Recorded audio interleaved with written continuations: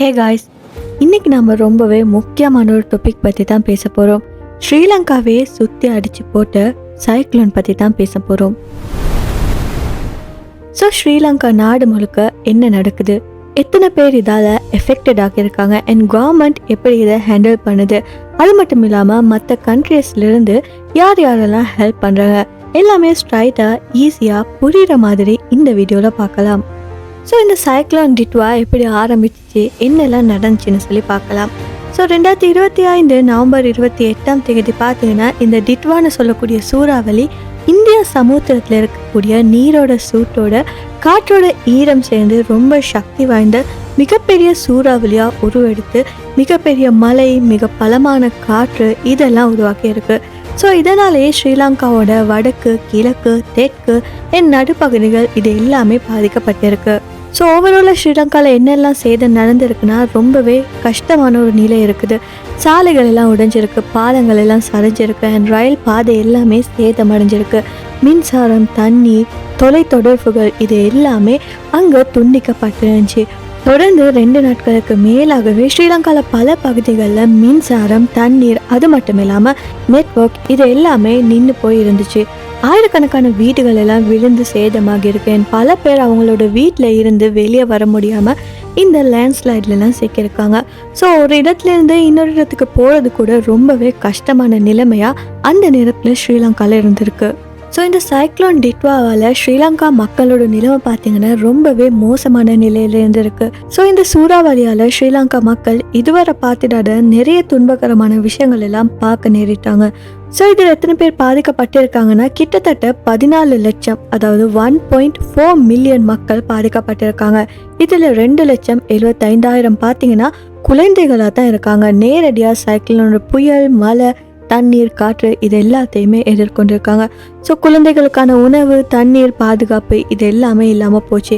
என் வீடுகள் என்ன ஆச்சுன்னு கேட்டிங்கன்னா ஆயிரக்கணக்கான வீடுகள் பார்த்தீங்கன்னா அந்த குடும்பத்தில் இருக்கிற அங்கத்தவர்களோடையே லேண்ட்ஸ்லைடில் கழுவி போயிருக்கு. சில வீடுகள் பார்த்தீங்கன்னா முழுக்க தண்ணீரில் மூழ்கி, சில வீடுகள் காற்றோட பறந்து போயிருக்கு, இடிஞ்சு விழுந்திருக்கு. இது மாதிரி ரொம்பவே பரிதாபமான ஒரு நிலை தான் ஸ்ரீலங்காவில் இப்போ இருக்குது.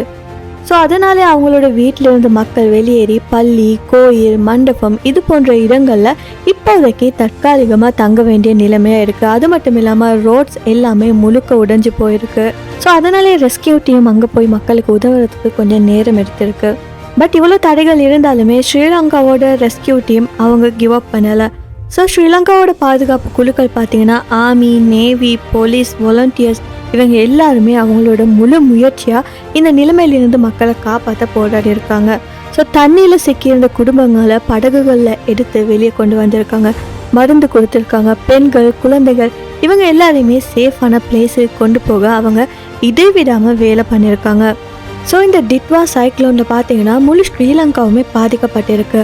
அதிலுமே முக்கியமாக ஸ்ரீலங்காவில் ஒரு பகுதியான ரம்புக் எல்லன்னு சொல்லக்கூடிய ஒரு கிராமம், அதோட ஒரு பகுதியே மண் சரிவால் அழிஞ்சு போயிருக்கு.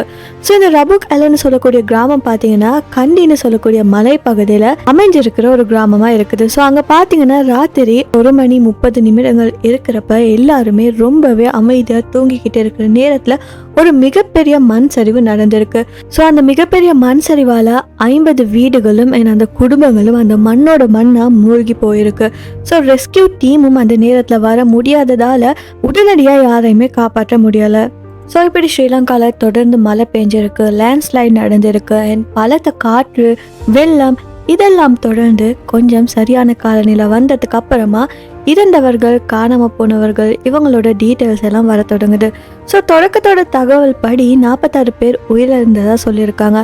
ஆனால் அதுக்கப்புறமா ரொம்ப சரியாக கணக்கு போட்டதுக்கு அப்புறமா உலக சுகாதார அமைப்பான WHO கொடுத்த சரியான தகவலின் படி 400க்கும் மேற்பட்ட பேர் உயிரிழந்திருக்காங்க. அதுலேயுமே பயங்கரமான விஷயம் என்னன்னா இன்னும் 100கணக்கான பேர் காணாமல் போயிருக்காங்க.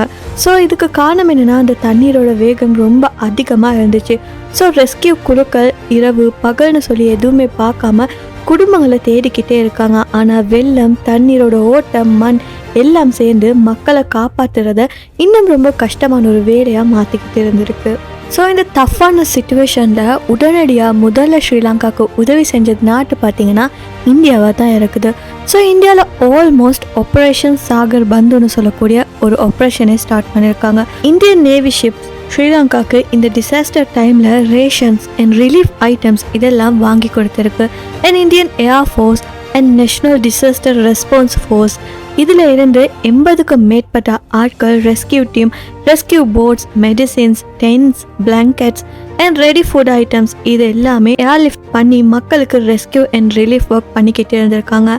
ஸோ இந்த சுச்சுவேஷனில் இந்தியா தான் உடனடியாக ஸ்ரீலங்காவுக்கு நிறைய ஹெல்ப் பண்ணியிருக்கு. அது தவிர இங்கிலாந்தில் இருந்து $8,90,000 உதவி கொடுக்கப்பட்டிருக்கு. ஸோ இதில் உணவு, தங்குமிடம், மருத்துவ சேவை இது எல்லாத்துக்குமான சப்போர்ட் இருக்குது. அண்ட் சீனாவிலேருந்து பார்த்தீங்கன்னா $1,00,000 மதிப்பான உதவி கிடைச்சிருக்கு. ஸோ அதுக்கப்புறமா பாகிஸ்தானில் பார்த்தீங்கன்னா அங்கேருந்தும் ரெஸ்கியூ குழுக்கள் அனுப்பியிருக்காங்க. தற்காலிக பாலங்கள் அமைக்க உதவுற லாஜிஸ்டிக் சப்போர்ட் எல்லாம் அவங்க கொடுத்துருக்காங்க. அண்ட் IOMல இருந்து தங்குமிடத்துக்கு பயன்படுத்தக்கூடிய டென்ட்ஸ், குடியிருப்பு இல்லாதவங்களுக்கு பயன்படுத்தக்கூடிய பொருட்கள், அது மட்டும் இல்லாமல் சேர முடியாத ரிமோட் ஏரியாக்கெல்லாம் உதவியும் பண்ணியிருக்காங்க. அதுக்கப்புறமா அமெரிக்காவும் உலக உணவு திட்டமும் சேர்ந்து உணவு சமைக்கிறதுக்கான ஸ்டவ்ஸ், ஜெனரேட்டர்ஸ் அண்ட் பெரிய நீர் டப்பாக்கள் இதெல்லாம் கொடுத்து ஃபுல் சப்போர்ட் பண்ணியிருக்காங்க. அண்ட் அது மட்டும் இல்லாமல் ஜப்பான், GICA இதெல்லாம் சேர்ந்து கட்டாய அவசர பொருட்கள், பிளாங்கெட்ஸ், டென்ட்ஸ், மருத்துவ உதவிகள் இது எல்லாமே கொடுத்துருக்காங்க ஸ்ரீலங்காக்காக. ஸோ ஓவராலாக இது ஸ்ரீலங்காவுக்கு நடந்த 2025 மிகப்பெரிய ஒரு இழப்பாக இருக்குது. முழு நாடுமே பாதிக்கப்பட்டிருக்கு. ஸ்டில் ஹியூமனிட்டியால் இந்த நாடு திரும்பவும் மீட்கப்படும்னு சொல்லி மக்கள் ரொம்பவே ஸ்ட்ராங்காக நம்புகிறாங்க.